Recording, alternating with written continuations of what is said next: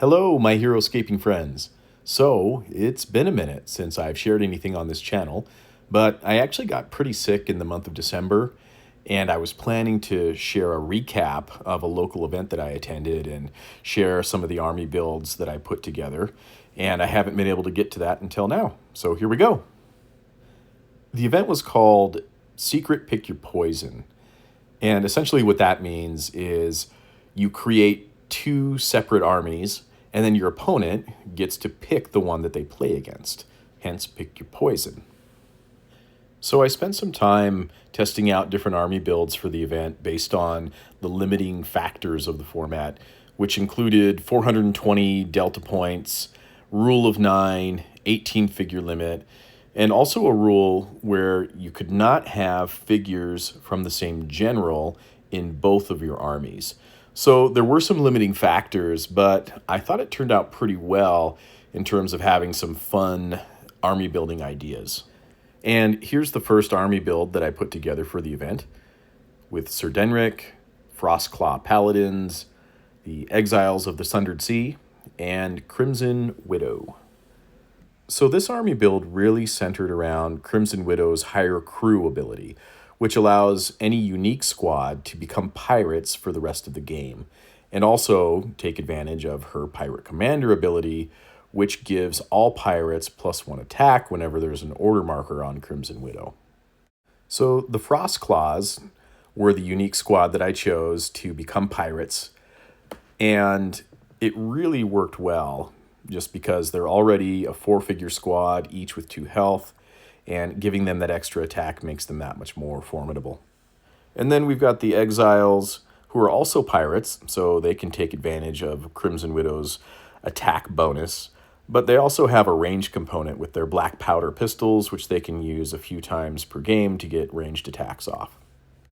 And lastly, we've got Sir Denric, who is a human champion, so he can bond with the Frostclaw Paladins, and he also gets a nice little attack bonus if he ever goes up against any huge figures. So that's the first army. For the second army build, I went with the classic Blastatrons and Gladiatrons. And then as a filler to make up the rest of the points, I added in Siege. Now, if you've been playing Classic Heroscape for any amount of time, you're probably familiar with the Blastatrons and Gladiatrons army. But since I'm still relatively new to the game, this was actually the first time I'd ever played with them. And I'd heard them described as a finesse army, and I can confirm that that's a pretty accurate way of describing them.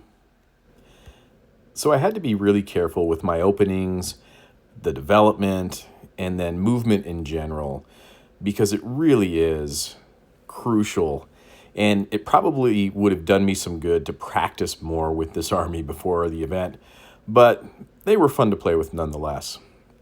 And then lastly, we've got Siege, and my plan with him was to keep him in the back, and then if all of the blasts and glads went down, to bring him out and just see if he could do some damage and keep hope alive and maybe be the last man standing. In my first game of the event, my opponent chose the Crimson Widow army, and he had a Sentinels of Jandar army along with Raylan 2.0 and Ordo Borealis. In this game, I was able to get my bears out across the battlefield pretty quick and take some key spots, which allowed me to kill off some Sentinels and ultimately wipe him out pretty quickly. So 1-0. Second game, I had the Glads and Blasts up against Capuan Gladiators and Spartacus. And this was a pretty interesting tactical battle, and it went back and forth quite a bit. At the beginning, I thought I was doing pretty well, and then it swung back in the Gladiators' favor, and Spartacus took out a bunch of my guys. So yeah, pretty swingy, but in the end, the Gladiators took me out, and Spartacus, I thought I had him dead, but I just couldn't kill him. So 1-1 at that point. And then in my third and final matchup, I again had the Blastatrons and Gladiatrons, and we were going up against Zelrig and 3 squads of Greenscales. And I was really hoping that my opponent would pick my Crimson Widow army, but alas, I had to go up with the robots against the dragons. So it really went wrong from the very first turn.